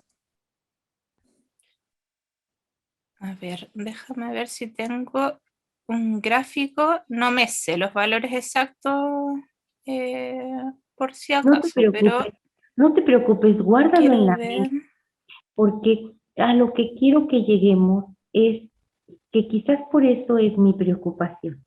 Después lo vas a ver, pero no trato de que todos traten de estar en histeria, sino de que todos se pongan un poco a ver que cada uno de nosotros puede pues plantar un árbol. En vez de talar un bosque, plantemos cada uno un árbol, y si somos millones que estamos plantando millones de árboles, pues podemos ahora sí un granito de arena en la posibilidad de revertir este proceso. Si dejamos de usar el auto y caminamos, pues revertimos un poquito, y así con diferentes acciones en donde millones de gentes las realizan, yo creo que podemos ayudar a que no lleguemos a una situación trágica. Pero es una posición, ¿sí? Siendo optimista, quisiera que todo saliera bien, que no hubiera ningún problema y que pudiéramos tranquilamente dedicarnos a tratar de llegar ahora sí que a Marte y de ahí a Júpiter y girar alrededor de Júpiter y movernos fuera del sistema solar, y ahora sí que viajar entre las estrellas sería maravilloso, y encontrar la forma de hacerlo sería maravilloso. Pero sí creo que somos responsables de este planeta y debemos de cuidarlo mucho, y tenemos que cuidarlo. Pero es el mensaje que quiero dejar. Exacto. Muchas gracias. Completamente de acuerdo.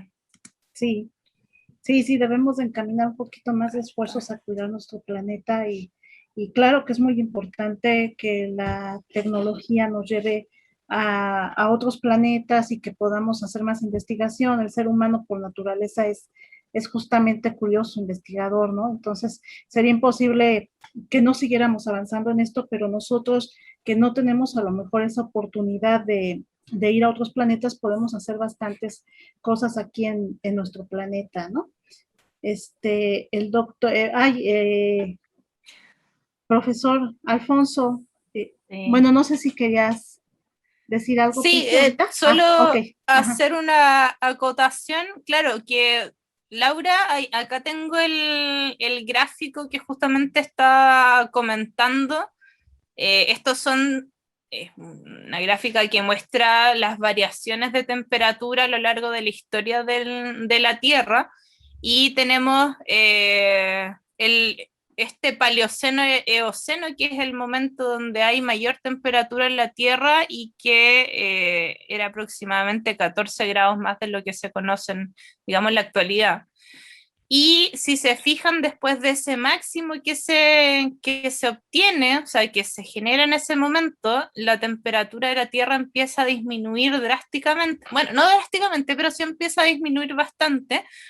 Y lo que sabemos actualmente, acá están todas las eras de hielo, y lo que sabemos que actualmente nosotros estamos pasando por una época más fría, pero que lamentablemente, y les muestro acá el otro gráfico que es de temperatura, que es de los últimos años de acá, desde 1850 hasta el 2017 al menos, se ve que efectivamente la curva de temperatura va aumentando casi exponencialmente, o sea, va un aumento muy, muy drástico de temperatura, y que es preocupante porque ya estamos casi llegando a una anomalía de temperatura, o sea, la diferencia de temperatura que hay de un año en particular respecto de una climatología de 30 años aproximadamente, se ve que efectivamente las temperaturas están aumentando bastante. Y esta misma curva tiene relación con el aumento de dióxido de carbono en la atmósfera, y que sigue exactamente la misma tendencia. Por lo tanto, esa es la evidencia que nosotros tenemos realmente, y sabemos, y lo que pasa ahora es que no sabemos qué va a pasar, cómo va a responder la Tierra, porque si nosotros ya tenemos evidencia de que frente a altas temperaturas se vienen épocas muy frías, entonces probablemente pueda pasar lo mismo, pero no se sabe porque no sabemos cuál es el límite al que puede llegar esto para que responda de esa forma. Entonces, si nosotros hablamos también, hay toda una tendencia en estudios planetarios que buscan planetas tipo Tierra que tengan similitudes a ciertos periodos de la historia climática de la Tierra también, y se estudia desde ahí, no solamente para buscar vida, sino que para ver la evolución del planeta en el tiempo. Obviamente, dependiendo del planeta, no es que nosotros vayamos a ver de un año para otro cómo reacciona frente a los cambios, pero sí nos puede dar información sobre lo que puede haber pasado y cómo puede haber reaccionado la Tierra en la antigüedad frente a estos cambios que nosotros estamos observando. Así que, claro, todos tenemos una responsabilidad tremenda, y como les decía, yo creo que todo suma, sobre todo la información que se está obteniendo también desde otros planetas. Pris, bueno, Alfonso tiene una pregunta. No sí, sé si bueno, le iba yo a comentar también, igual es el profesor Alfonso Castillo de la Red Mexicana de Radiotelescopios, que justamente es otro de los grupos que estamos unidos en esta celebración de 50 años de educación continua de la UNAM. Adelante, profesor. Buenas noches. Pues felicidades por tu plática, está muy interesante. Nos vienes ahorita con las temperaturas que acaba de hablar tanto Laura como tú, en ese aspecto de que tenemos que cuidar nuestro planeta. Y hay varios proyectos muy, muy interesantes para seguir sembrando. Sembrando árboles sí es bastante importante. Sí. Respecto a los vientos que existen en Marte, pues es debido a también su poca atmósfera, debido a la poca gravedad, porque el planeta es más pequeño que la Tierra. ¿Estamos de acuerdo?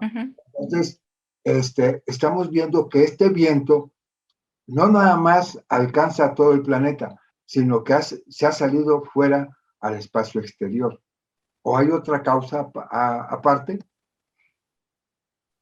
Sí, son dos procesos distintos. Un proceso es el que se produce cerca de la superficie, donde efectivamente uno habla de viento en superficie y que habla de la atmósfera, pero el efecto de evaporación atmosférica se debe principalmente, y que es lo que uno observa gracias, por ejemplo, a la sonda MAVEN, que está estudiando cómo las moléculas de hidrógeno son las que se escapan de la atmósfera de Marte, o en realidad las moléculas, digamos, los átomos que son mucho más livianos en el fondo, se escapan de la atmósfera de Marte porque no existe un campo magnético que esté enfrentando la radiación que proviene desde el Sol. Entonces son dos procesos distintos.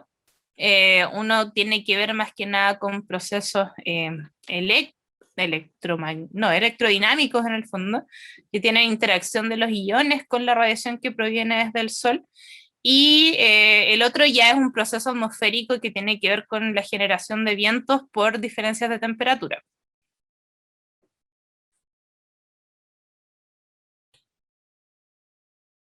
Pues muchas gracias. Gracias. Gracias. Y bueno, aquí nuestro chat en Zoom, Ernesto Gómez dice: el agua líquida también es resultado de una atmósfera suficientemente densa. El campo magnético de la Tierra protege el viento solar, pero Marte perdió mucha atmósfera debido a que su núcleo perdió mucha movilidad. ¿Se debe esto a su oblicuidad o falta de radioactividad en su núcleo? No entendí muy bien la pregunta. ¿Se refiere al campo magnético? ¿O... Sí, bueno, está comentando que sí, el campo magnético, que sí perdió, se perdió mucha atmósfera debido a que su núcleo perdió mucha movilidad. El tema con Marte es justamente lo que estaba comentando Octavio, de al ser un planeta mucho más chico y tener menos, por ejemplo, por tener menos masa tiene menos gravedad, pero por ser más chico también con el tiempo, digamos que se va enfriando más rápidamente.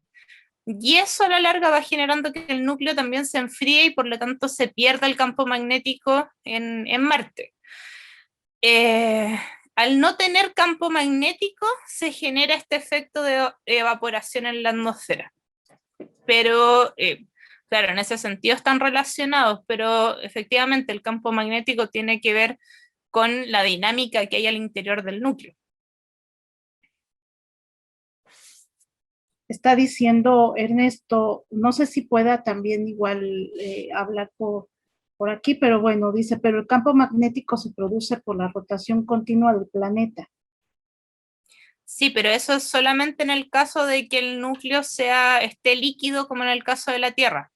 El caso de la Tierra es que la temperatura del núcleo todavía se mantiene lo suficientemente elevada para que el hierro que está presente en el núcleo se mantenga líquido y pueda seguir rotando. En el caso de Marte, eso ya se enfrió. Por lo tanto, no está en estado líquido y por lo tanto no se puede generar este campo magnético.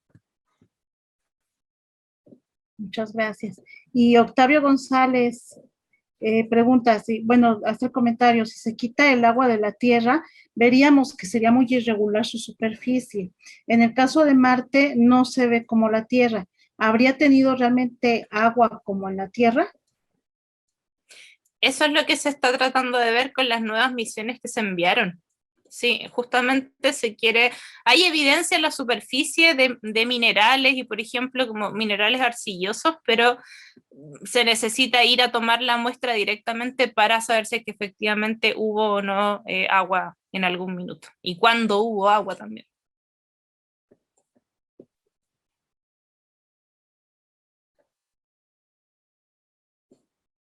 Laurita, tu micrófono está apagado. Sí, tu micrófono. Perdón.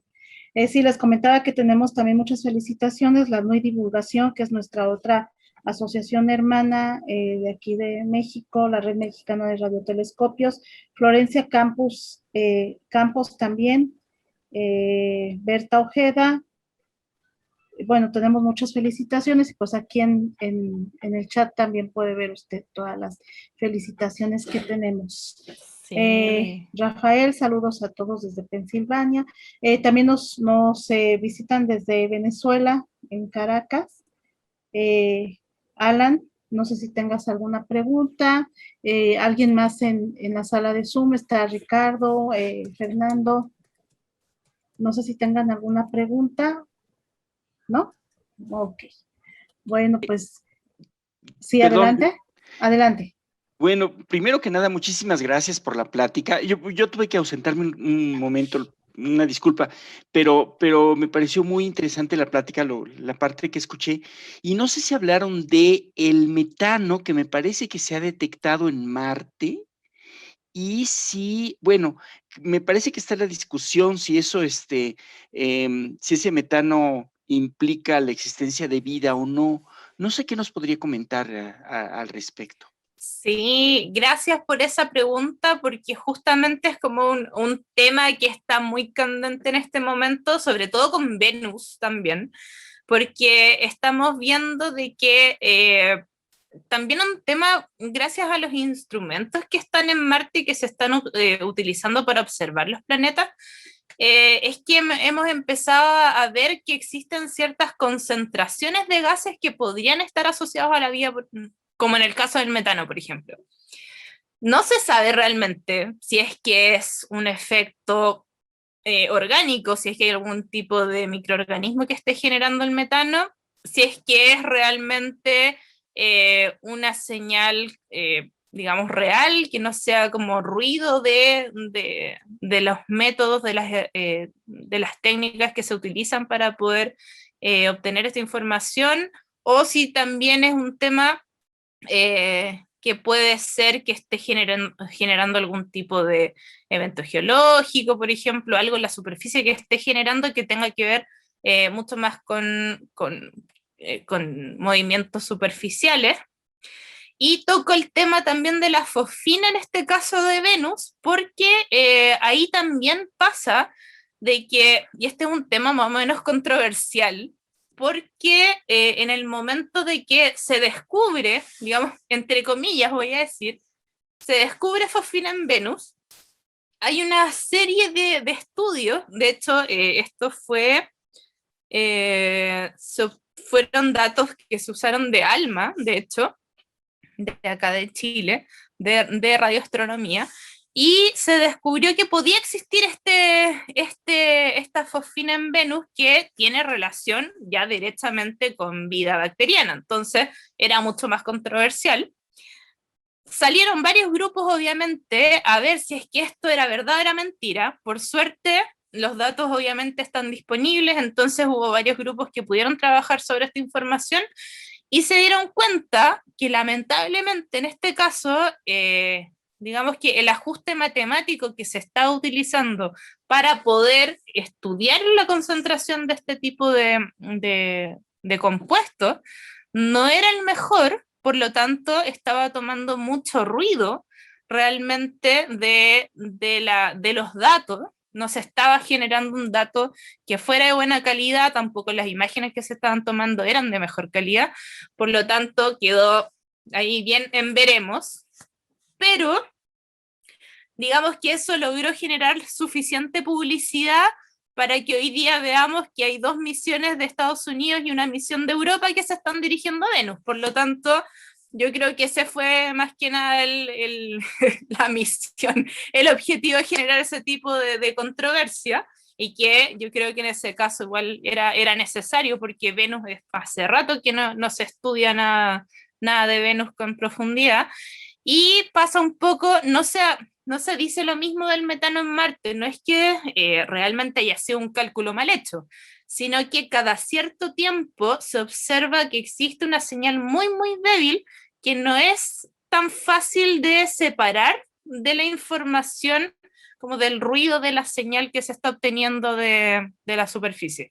Ese es el problema con el metano. Entonces, puede ser que esté ahí, puede ser, de dónde se sale eso no se sabe, pero puede ser que esté ahí y que cada cierto tiempo estas señales sean un poco más intensas, pero también depende mucho de la resolución de los datos que se estén utilizando. Muchísimas gracias. Gracias, Ricardo, por la pregunta. Muchas gracias, Priscila. Y bueno, no sé, creo que, no sé si el profesor Alfonso tengo otra pregunta o se quedó levantada su Para mano. dar un poquito más en lo de la fosfina de Venus, pero ahora los nuevos datos que nos están llegando es en el aspecto que hay erupciones volcánicas ya en Venus, y que de ahí viene la fosfina. Nada más era un comentario. Claro, hay harto que investigar. Efectivamente, una de las integrantes que está en nuestro grupo en la fundación, ella hizo su trabajo de pregrado en geología estudiando el volcanismo en Venus. Y también es un tema fascinante que yo creo que ahora ojalá las misiones nuevas que se envíen nos entreguen muchos más datos también y ver qué está pasando realmente en la superficie, porque es poca la información que hay. Así es. Hay que esperar todas las misiones que están mandando a otros planetas y ver qué resultados nos arrojan, ¿no? Y que siempre hemos visto, como tú bien comentas, que toda esa parte de la tecnología usada de repente se vuelve algo cotidiano, ¿no? En la investigación, en los laboratorios, a nivel de todo de toda la tecnología del planeta. Entonces, pues esperemos a ver qué nos arrojan, qué resultados nos arrojan. Y bueno, pues creo que ya no hay más preguntas.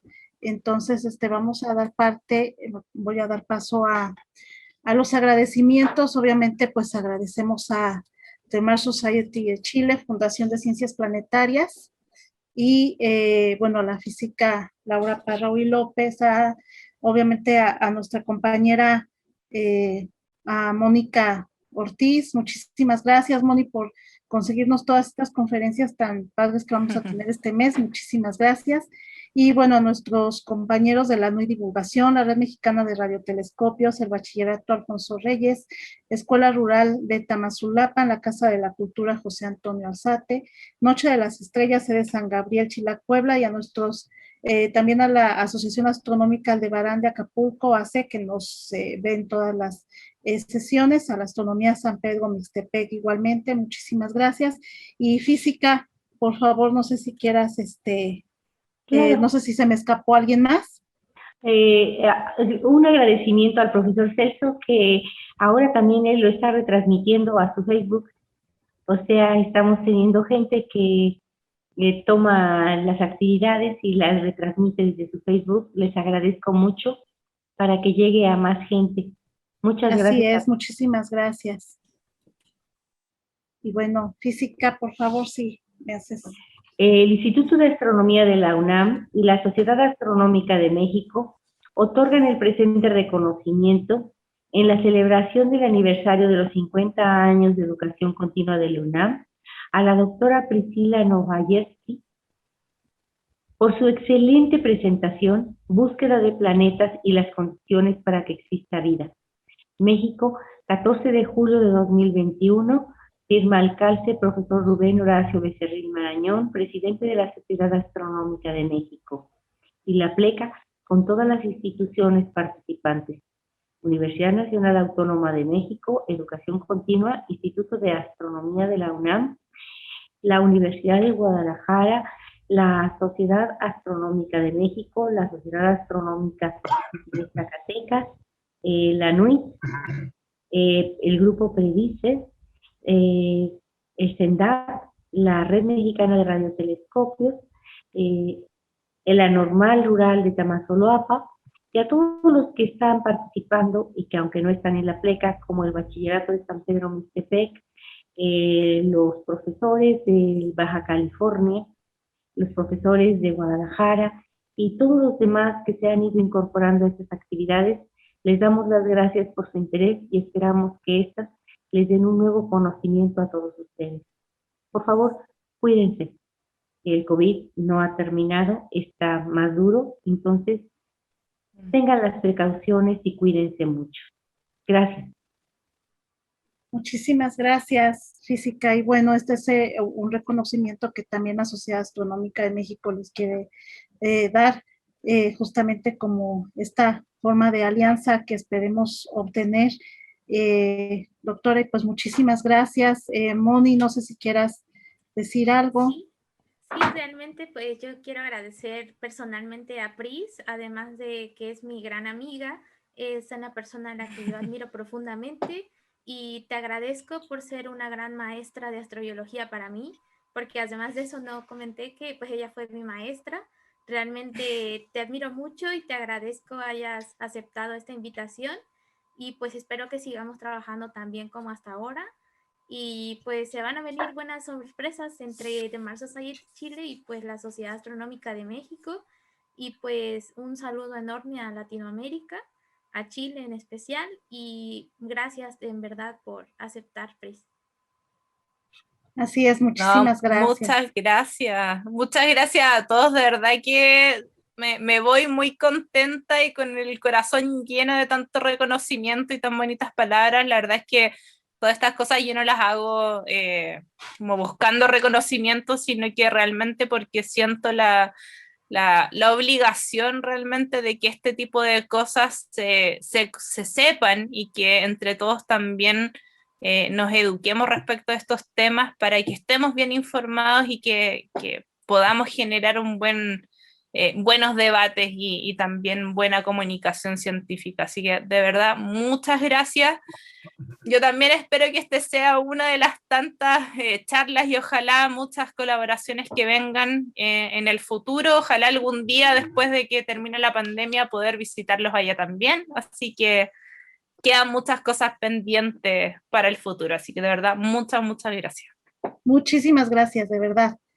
De verdad, les agradecemos muchísimo este acercamiento y bueno, aquí vamos a estar lo más seguro en unión con la Sociedad Astronómica de México. Y bueno, también igual les recordamos que este viernes tenemos el ciclo José Vasconcelos con mesa redonda docencia post-COVID, en donde, bueno, se van a tratar temas justamente para las escuelas que ya van a empezar con sus actividades. Es muy interesante, entonces los invitamos a quienes estén cerca de la docencia a que estén con nosotros este viernes. Y el miércoles que viene vamos a tener también la presencia de la Fundación de Ciencias Planetarias de Mars Society de Chile con la maestra en ciencias Pamela Pizarro Andia, y nos va a tratar atmósfera y observación astronómica. Entonces seguimos en esta colaboración. Muchísimas gracias y bueno, los esperamos aquí. Seguimos con nuestro ciclo 50 años de educación continua. Que tengan muy bonita noche y los esperamos dentro de 8 días. Muchísimas gracias a todos. Gracias. Hasta luego. Un aplauso, por favor, para la doctora Priscila. Muchísimas gracias. Muchísimas gracias. Y Gaby, ¿cómo estás? Buenas noches. Muy bien, gracias. Qué bueno. Ricardo, un gusto. Su plática, no, el gusto fascinante. es mío. Gracias, saludos a todos. Muchísimas gracias. Esperamos vernos aquí dentro de 8 días. Muchísimas gracias. Moni, muchas gracias. Gracias. Gracias, Buenas noches. Les agradecemos igual a todos ¿Perdón? Buenas noches. Buenas noches. Les agradecemos a todos nuestros amigos que nos vieron desde Facebook y a nosotros que estamos aquí en la sala. Muchísimas gracias a todos y pasen bonita noche. Pues sí, sigamos cuidándonos. Tanto en Chile como aquí nos tenemos que seguir cuidando. En todos lados. Gracias, buenas noches. En todos lados. Bonita noche a todos.